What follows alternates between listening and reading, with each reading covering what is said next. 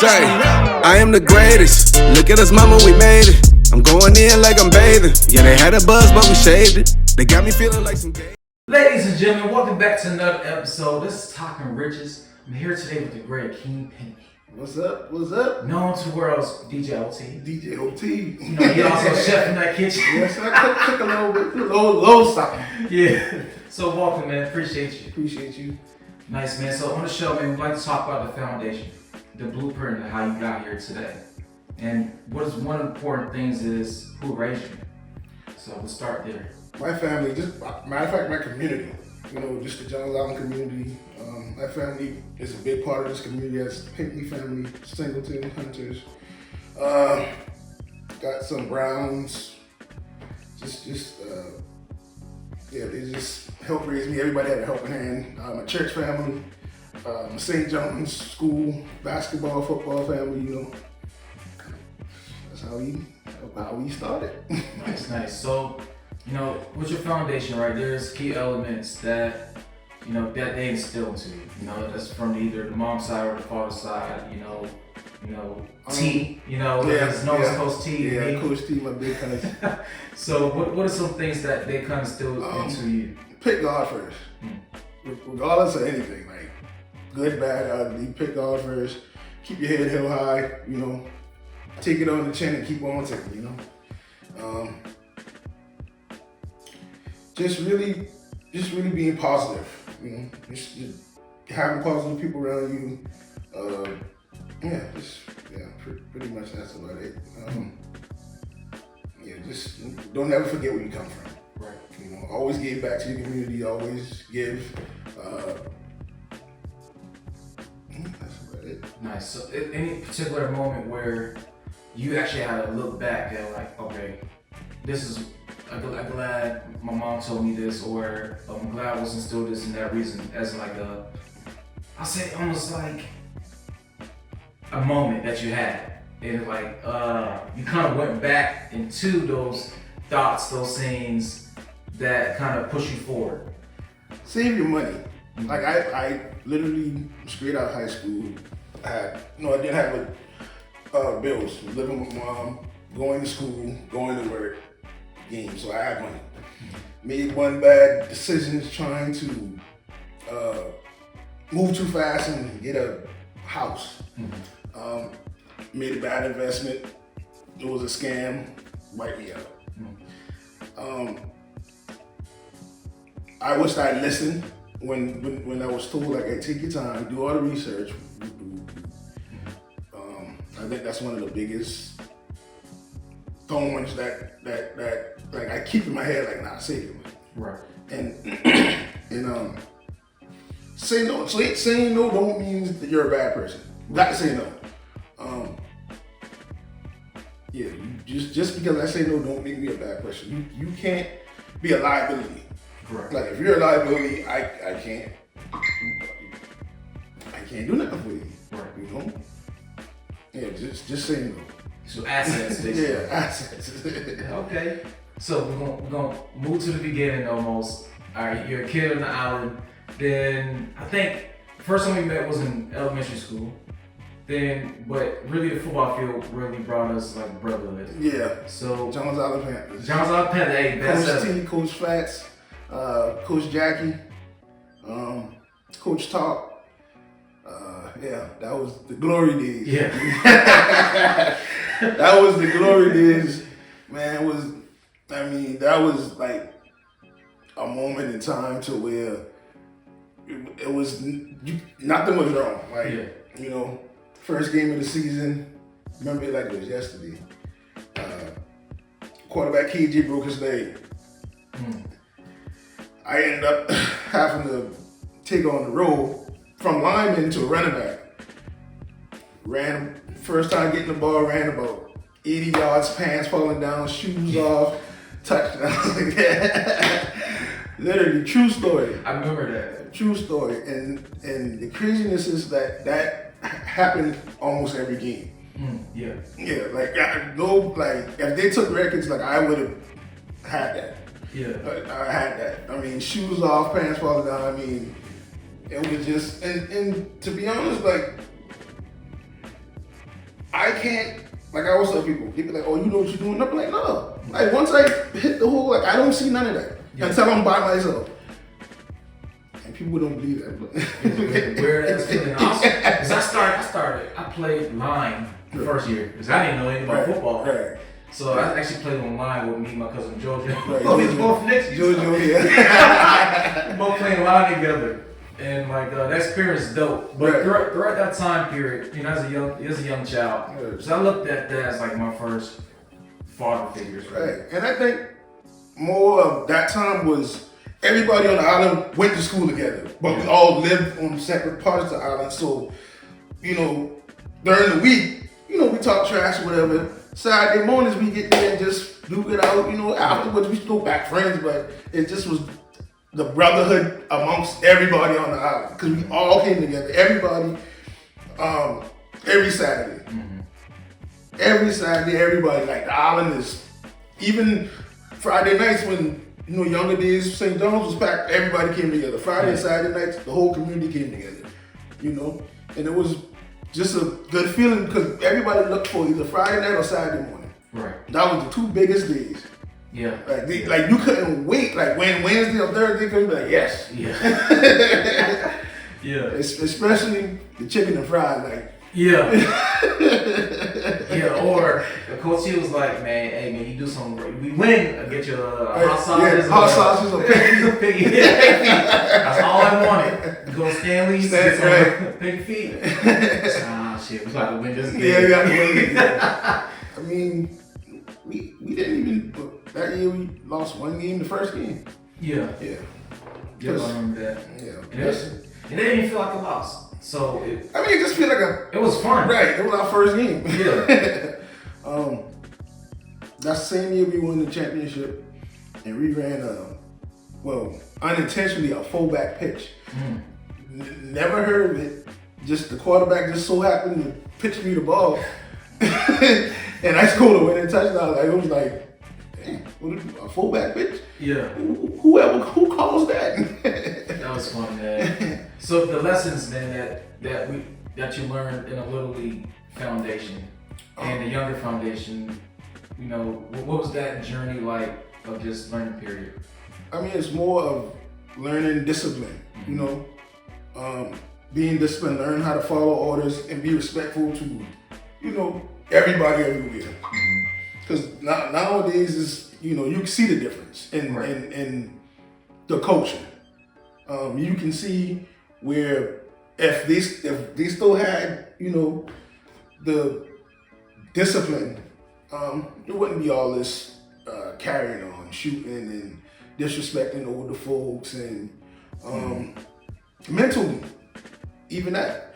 It wouldn't be all this mental health and drugs and all that, because we ain't never thought about none of that. Yeah. You know, I mean, we like to party, but we ain't never thought about smoking weed like that or drinking alcohol. We just got together and had fun. Right. But yeah, at a young age, I think that's like one of the lessons that I wish never left. Discipline and home training. Right, because to be honest, it starts at home.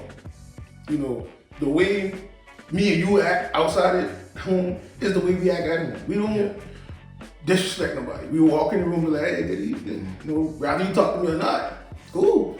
But it's just because anytime me and my mom were together when I was younger, something wrong with your mouth? Good evening, all right, you know. Real talk, like, yeah. And I do the kids the same way. Like, hey, y'all don't see them sitting here? Good evening, say good evening. It's just the respect.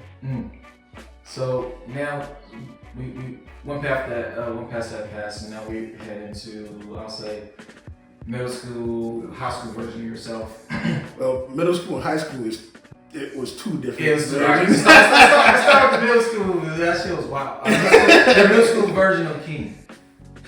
Middle school version of Akeem is starting to get girls and becoming the athlete, you know.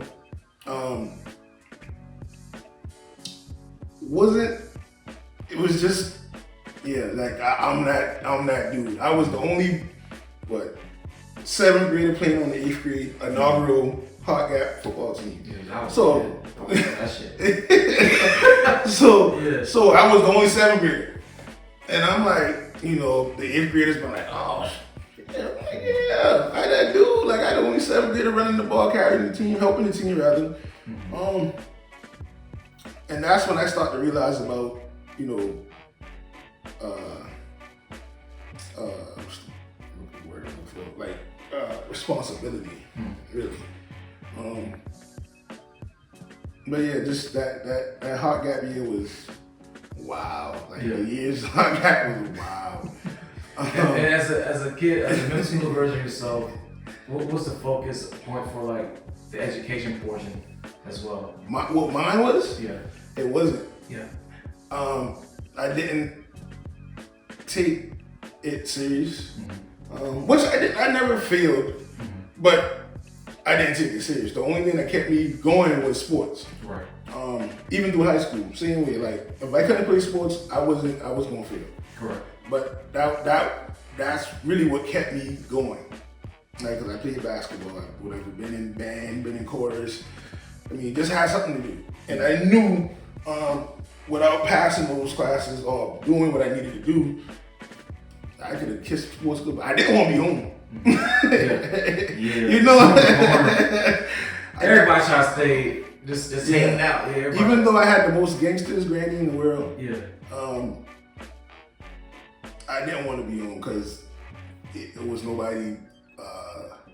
There was nobody there on my age. Like I got older brothers and cousins, but they outside playing basketball and whatever. You know, they're in high school, so just me, my auntie, granny.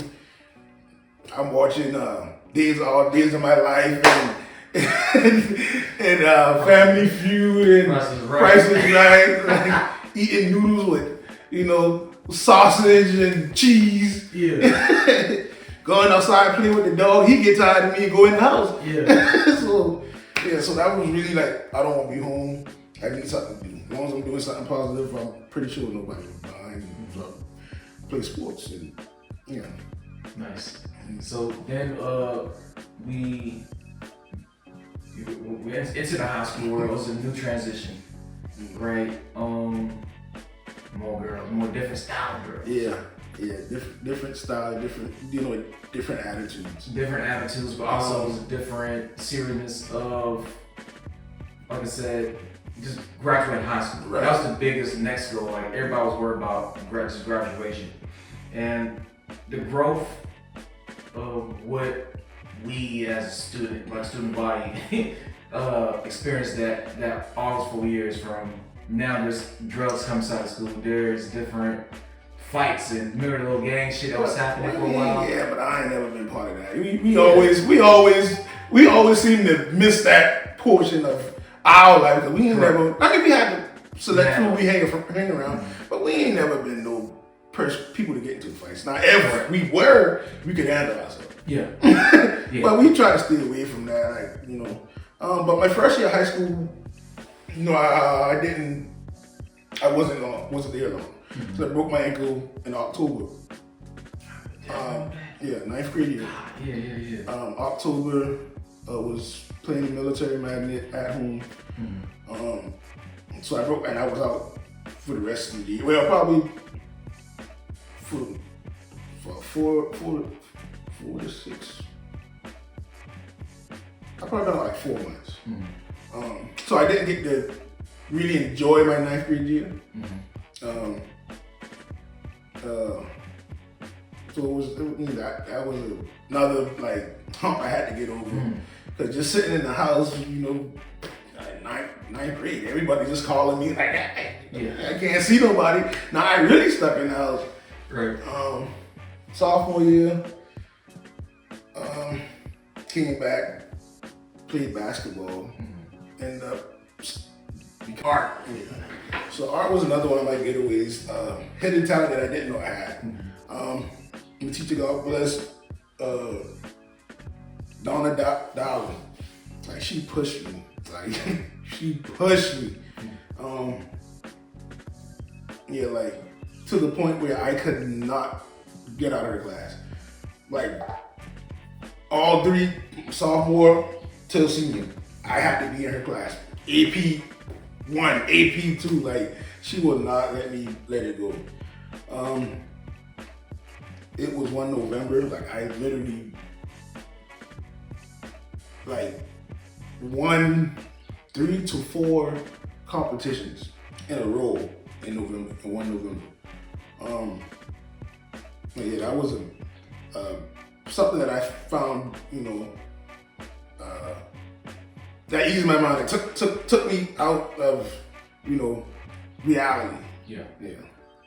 The norm. Yeah, the norm. So now you junior year, senior year, of course, is important because that's like that growth. That's when you start. You have a mustache for everybody. Yeah, I've been bald since sophomore.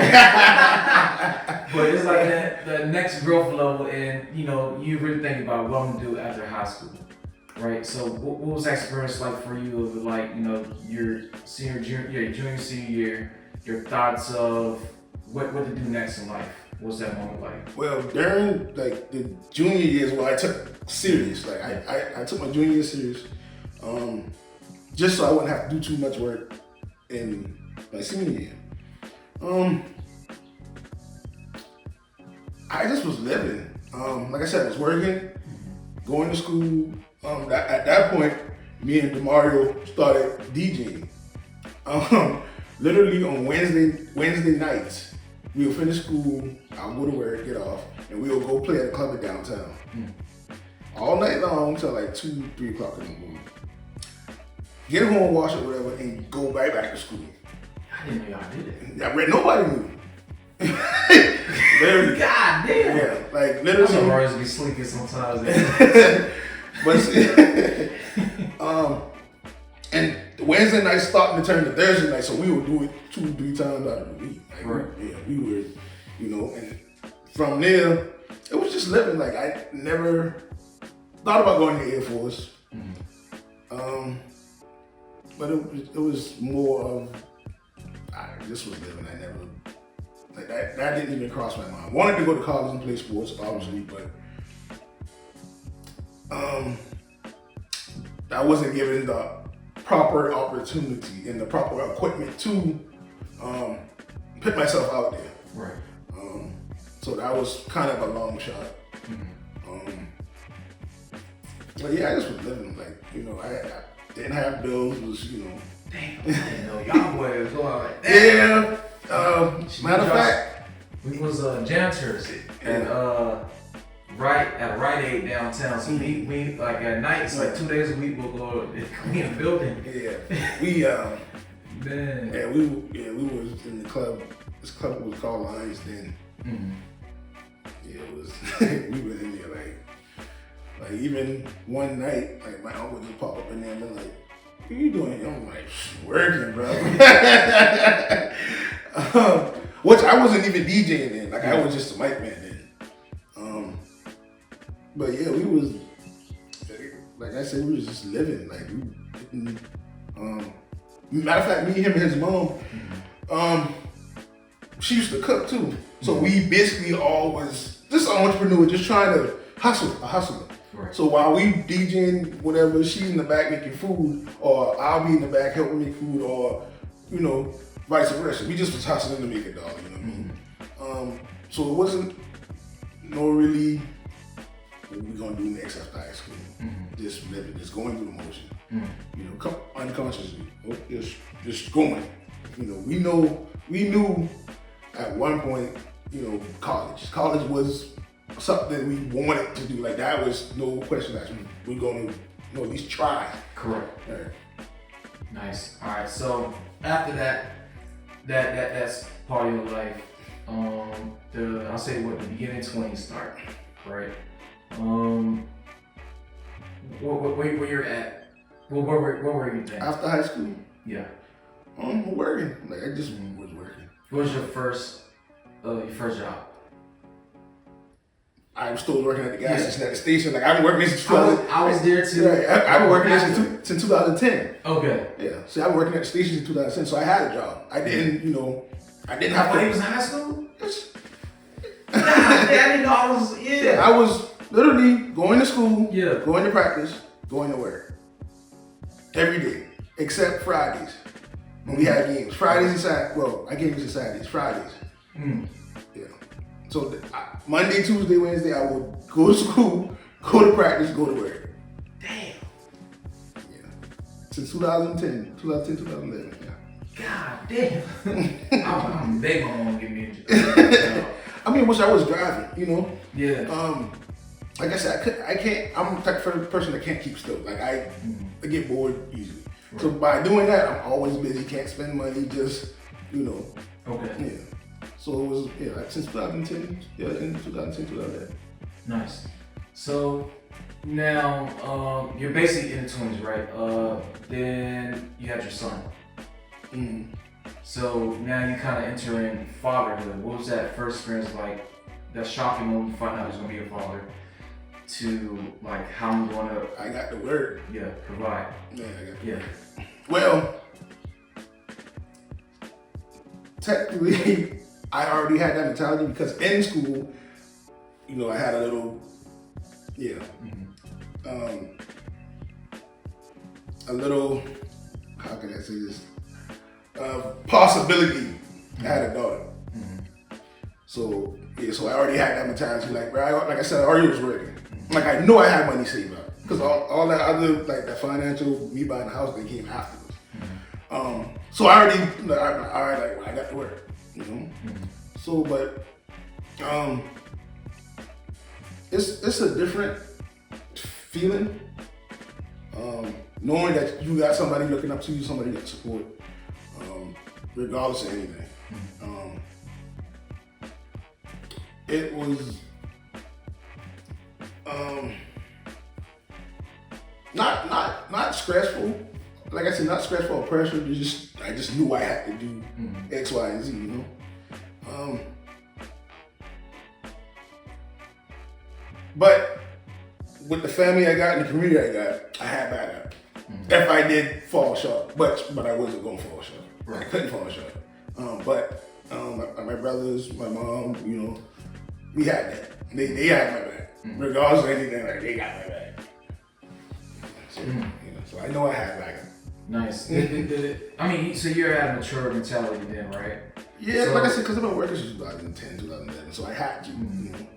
So did it, like, start thinking about, like, okay, the things that my family instilled in me, I want to instill into my child. I want to have them give them provide like a better opportunity. So what was that journey like? I mean, it's still going like that, but it's more of because back then we didn't have all the stuff we got going on now. So it's more of kind of fear now, like what they are exposed to. So just trying to show him, or show them, because I got a little girl, trying to show them, you know, the right things and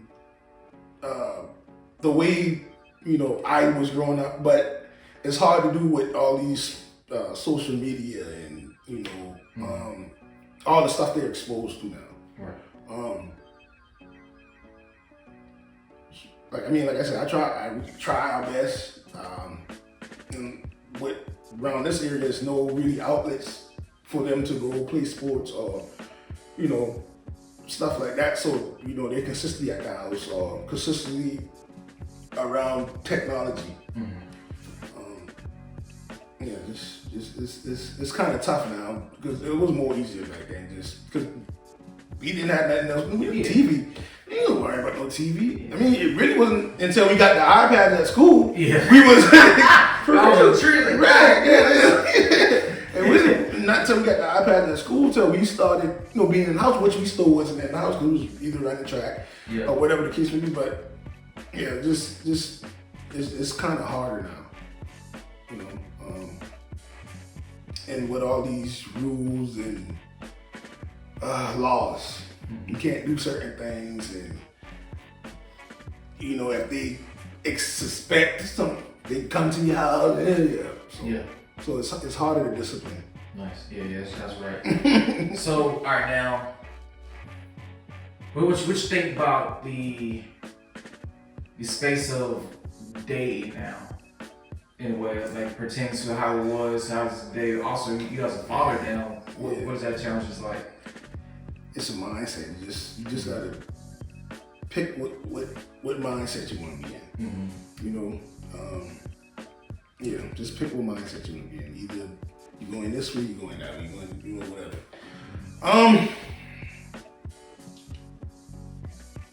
Me personally, just to myself, just cool, you know, going with the flow.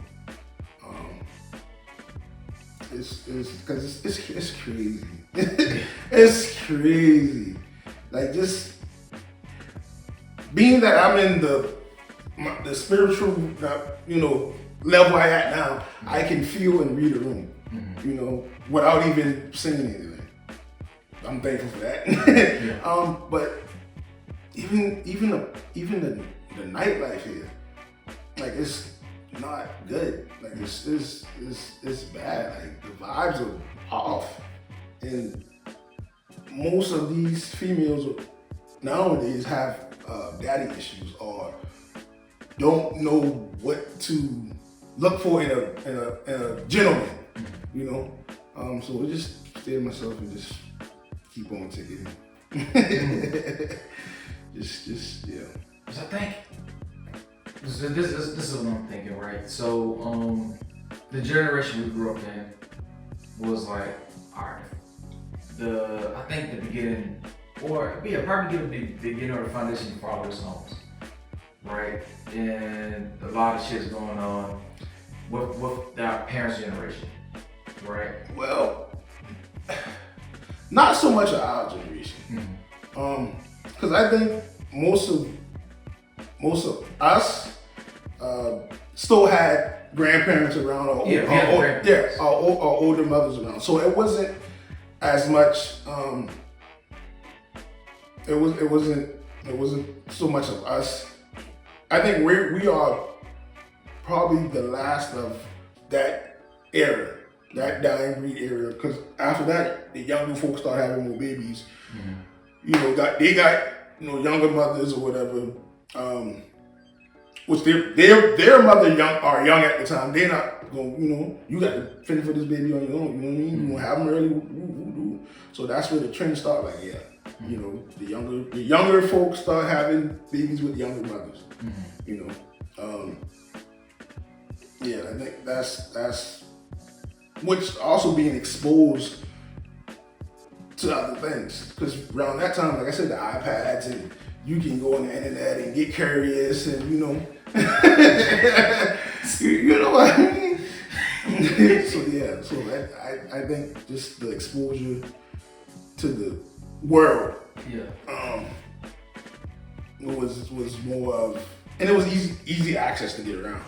You know, after you get out of school, because like I said back then, we didn't have no phone. You couldn't call you and be like, hey, I got to see you at school. Like, hey, ride with you? Yeah, come on. Yeah. So now it's just easy access and there's options. Right, you got options now. You got options. You got plenty of options. Nice. As a matter of fact, we had to walk to the library just to hang out. Yeah. From how, Like the library will go to McDonald's in the parking lot. And literally, maybe your mom be like, hey, 5 o'clock. Everybody mom 5 o'clock what you got? Go home, you got nothing else to do but schoolwork. Yeah. Unless you go to football practice. Yeah. Yep, you stay around. Right. Didn't have that exposure to the world. Okay. And that's what I think that's what's going on today. Like kids got the access to it, but also to things I would never thought about at the age of 8. Even the music. Even the music they got access to. Grand Theft Auto. Just another one, like, you know, I have to tell my kids, hey, this ain't real. You can't just go up and jump in somebody's car. Like, this is, you know, they talk about, oh, we could run from the police. I be like, no, you're not. That, what you see in the game is not real. And if you have nobody to tell them better, not even, you know, supervising them and paying attention, they'll grow up 12, 13 years old and go do that. Because they think, oh, I can get away with it. Nice. Yeah, technology and kids, man. All right. So one of the biggest things that I always had a main topic discussion on is social media being the new, I call it new cocaine, right? The new addiction in a way. Yeah, because like you said, just open to the world. You can, whatever you like, you can find. If you like to laugh, you can scroll and watch Kevin Hart and Ricky Smiley and Bernie Mac old videos. Like you can just sit there all day like this. Your house can be on fire. If you laughing, you wouldn't know. You know, once you find something interesting, I think it's a good thing to a certain extent. Okay. As in, you can get the exposure from here to Alaska. You know, somebody might see you like, hey, I need you to come down here and make some money. But you have to train your mind to shut it off sometimes. You know, like go outside, meditate. Like I could just, you know, take a couple of hours. But it's just too easy. It's just too easy having this in your hand. Too easy to gain a lot of information. And with all that, once you scrolling, once you type some stuff you like or see, they just gonna keep pushing it on you. The algorithm. Yeah, algorithm. Like Amazon. I'll go buy a grill. Now they want to sell me the spatula and this knife set. Yeah. Knowing I could. When you have a conversation, somehow that shit pops it out. That's what the fuck. Right. So it's like, it's just, you know, too easy. It's just too easy, man. So you spoke on your spiritual journey where you're at right now, right? You're in the spiritual element. What got you started in your spiritual journey? Just really needed a change. Like just got up one day and just been like, I just need to start. See, let me see how far this gonna take me. Really speaking to Randall Frazier, you know, just talking to him and watching the interview and all that, really pushed me to like, let me try this out. Let me go this route and see. And that was only like 3 years ago, 3-4 years ago. So it was going that route. So I tried it, and been good ever since. Like, what's the first steps you had to take to really get involved in? Well, see the job I work. Shout out to River Course, golf course. We have certain jobs that we do. Like I was telling you earlier, off camera. Like we sometimes got to work by ourselves. Sometimes we got to be working at 4 o'clock in the morning, 4:30. So being in the dark, doing my job by myself with the music off, you know, I can think, you know, I can put myself in, you know, while doing my job, but just thinking. I literally went like 3-4 weeks, didn't listen to no music. I mean, once I got back around people, you know, I got that. But being, like early mornings in the dark, doing the work, well, not really in the dark, you know, we got lights, but doing my work, just thinking. Just thinking and talking to the higher power, talking to God, just, you know, praying and talking, praying, you know, just, and it changed, like, even my whole mindset, like, with being stressed and bothered by people and all that other stuff, like, it just changed my whole everything, like, everything. It just, my first steps really was just taking the initiative and doing it. Right. And was that kind of studying? No, it wasn't even studying. Okay. It wasn't even. I never studied. I just did what I knew. You know, like from going to church or whatever. Just, you know, just. How can I put this? Not following nobody else's story. Correct. You know, just taking my own. Like not disrespecting church or none of that. Just buy all that. Let me experience this for myself. I don't want nobody else telling me what this sale, what that sale, how should I feel. No, let me just experience it myself. Correct. Let me take this month and experience myself. And I found it to be successful. You know, without reading the Bible without going to church. I just, in a bit nice, like I'm in a better mood spiritually, period, like all around. And it actually has brought more people around me with the same attitude, the same, demeanor, which is kind of shocking to me. But because ever since I did that, like it was just a lot of people with the same ideas, just started gravitating towards me. That's good. So I'm very spiritual. I started my journey of shit at 18. Right. So homegirl sat me down and was like, you need, first of all, I was coming to the office. She got me, I was trying to shop. She sat me down in the office one day, so you need to kind of calm down a little bit, see how this grease. She was like, I'm gonna introduce you to the law of attraction. Right. So, and the points of positive energy. Right. The chakra points. Man, that's crazy. Like that's one of the craziest things I ever experienced. Like how, like once you get out that negativity and start worrying and just being positive, like all right, things happen. If I hit a deal, all right, I can't be mad. It happened. Yeah. I still got to go do what I got to do. Yeah. I still got to do what I got to do regardless. I can't be mad, pouting, whatever. Literally, at both of my jobs, shout out to the Fishers too. Both of my jobs, they can tell you they have never seen me mad. Ever. Like, they be like, we never seen you mad. Like, for what? You can't solve my problems. So why am I walking through this angry and yelling? No, I'm not. I'm not doing that. Like, I can be mad, but you can come talk to me. You will never see me mad. Just positive, like, you can't solve my problem. If I come in here mad at some shit that happened outside, what you gonna do? Yeah.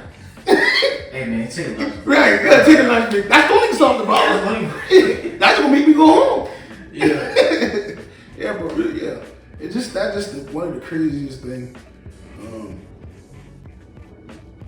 That was one thing that I didn't expect out of it. Like I just thought I would have just, went through this little spiritual whatever. But it really brought people with like mind and like spirits around me. And it got some people that didn't have good intentions, away. Not as close. I can't say away, but not as close. Sure. They start to find other ways to go and whatever, but we still speak. That's what I want to do. That's dope, man. Yeah. I love everything about it. Yeah, I really do, man. I feel like once someone enters a spiritual journey, right, they can then kind of have a focus on their kind of like a clarity of their path in a way, Right. or some sort of direction. Right. So with you, DJing and becoming a chef, and really, so I kind of see. I wouldn't call myself a chef. I call myself a cook. It's two different things. I mean, break it down, man. Break it down. See, a chef, really, from my understanding, kind of runs the kitchen and prepares and the ingredients and like he specializes in certain ingredients. I don't do that. I work at a bar restaurant. I mean, I can whip up a little pot of food or whatever, but it's more of just cooking burgers and stuff. I mean, but if I need be, I can hook some stuff up. Yeah. But I don't work to that kind of restaurant. I don't want to. Yeah. Because it's just a lot with those type of hot fine dining restaurants. So you walk into your DJing path, you're getting like kind of those opportunities started arriving. What you think is that because the energy you change your energy and your mindset? It's just changing the energy and then being respectful to the people that already was there. Shout out to DJ Boss Hog, Junkyard, DJ Rock, 1159. Just being respectful. Shout out to my step pops, Mario for giving me the equipment for one. But yeah, really, which I didn't want to do it. Like I never had no intention of being a DJ. Mario just called me one day like, Akeem, I'm about to walk a different path. Come get this equipment. I'm like, huh? People like, bro, come get all the equipment. I'm done with it. So I went to pick it up. People calling him, he sent it me. Had a bad handle at first. A bad handle. I had to change that real quick. I had to change that real quick, bro. So, I mean, alright, so you had a bad handle. What's your handle first? Was 1, 2, right? No. DJ Goddamn or something crazy. Yeah. Mr. Goddamn. Okay. Cause you remember me and Samal and I used to do songs and stuff. Yeah. Used to make songs and stuff. Yeah. But yeah, like I said, I didn't even want to do it. I just took up the opportunity because Mario didn't want to do it. It was extra money. Like I said, I couldn't keep still. Yeah. So it was something that you kind of grow. It kind of grew on you. Yeah, it kind of grew on me. Being that I got a family. My family like to party. Like they will party. Yeah. Yeah, and starting to get a little vibe from the island, like getting booked, and I started going out to these I say older folks clubs, and being so respected, I can get in. Most people couldn't get in because they wasn't 35. I was like 22, 23, and I could. They'll be like, "Oh no, he a DJ. Go ahead and from there, like I said, DJ-ish, DJ boss. So they would let me come behind your set, which a lot of DJs do not do. Why is that? It's more of just being that type of person. Like just some people just be just are that not ignorant for say, just that personal. Like they take it to another level. I don't know if they don't want you to be another competitor. But it's yeah. But it's You did. It's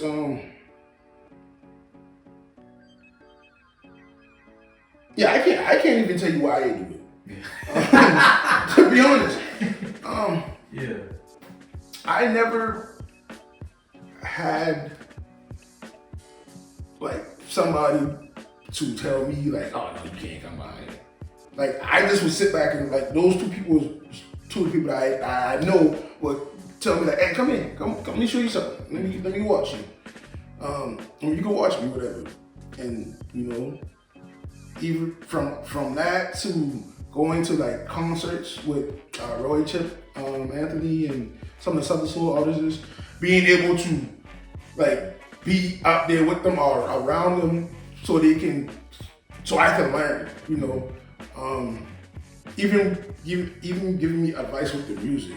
Like they always tell me, don't worry about anything. Like you let the music dance. Don't worry about this song and that song. It's a certain way we blend in the music. You know music. You got time. You got beat. There's a certain way you listen to music and you can put a rhythm together between 2-3 songs. It's not hard, but yeah. So their main thing was don't worry about nobody else. Like don't worry about the people that's on the dance floor.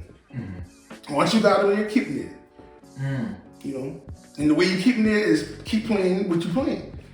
So if somebody requests, if I'm playing, let me see, Set It Off, the Black People Anthem, and somebody asks, hey, can you play a little Boosie? I'm not playing that right now. It's not the time for that. So you do taking requests? I do take requests. Yeah. but it's something I'm not playing that right now. Yeah. Because you throwing the whole vibe up. Because you want to be in that genre, but everybody, like you got 25, 50 people dancing, and you 3 over here want to hear Boosie. No, that don't work like that. That's not how I make my money. Yeah. That's not how I get booked again. You know? But that's one of the main things. Like I never thought about that from that mindset. Right. Cause I'd be the guy, hey man, play that let me down. Right. but it's also a time and a place. Like it's time and place for everything. Mm-hmm. I can get to it, but I'm not while these people dancing and they in this rhythm right now. Mm-hmm. I'll get to it because it might be a song that I play after this song that I can blend that song in with them still dancing to the beat, not the words. Mm. Yeah, it's yeah. I never thought about it like that. Because you've never been in that type of, like, behind the DJ booth. Like, right. Yeah. So that's what, hey man, play that. Play whatever I think is hot. Right. To me. Right. And see, that's one of the biggest kind of pet peeves that most DJs, like, kind of, like, because the song is hot right now, don't mean that that's what they want to hear. Mm-hmm. At this point in time. Mm-hmm. Even being from the Low Countries, like Southern Soul is big. Like older folks, cookout music, like that's what's big here. Yeah. The newer songs is more of a late night, like after the older folks going home, we about to close, we would give you an hour turn up, you know, over here. Mm-hmm. But you know, like you see, you got certain parties. You just gotta know where you at. Right. Yeah. Mm. Nice. So, just the growth, you know, that you have so far. Where do you see yourself in another 5 years? Like I said, I just going through the motion, really. To be honest, it's not even about me. It's about my kids right now. Like it's more so about them building an environment for them, like so they don't have to work as hard as I did, or you know, they can stay out the way.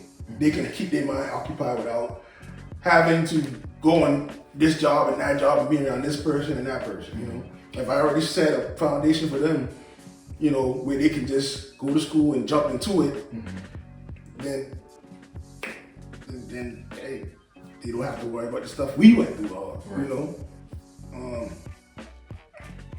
Even like, I'm not big on college. Like, I'd rather a trade.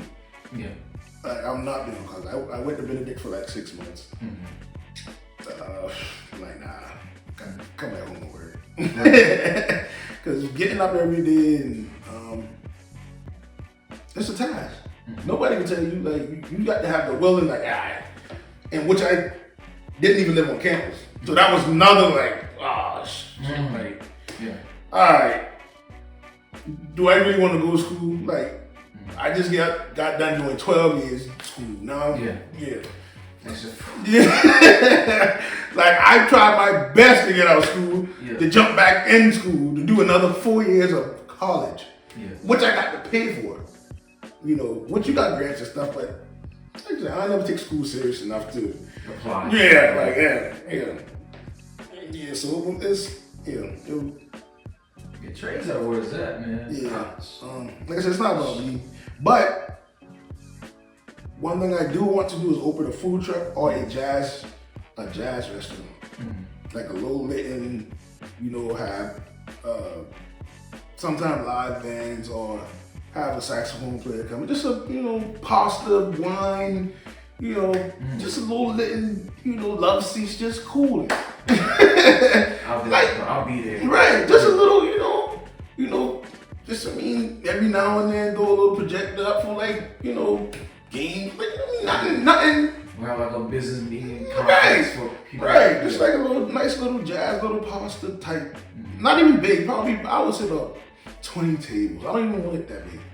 20 tables, nice little stage, you know, like you see on them TVs where they got a little band playing the guitar, or just young ladies singing, just, you know, just something like that. Something everybody can come to, you know, like older folks. But yeah, I want to go out and have a nice dinner without having to worry about, you know, kids and right. Here in Charleston? but there's nothing like that. Really. Right. I'll take off. And just being around the Seabrook and Key Wall community, really. And James Island community, like just being around there, like if somebody was to do that, like just like jazz, it would die.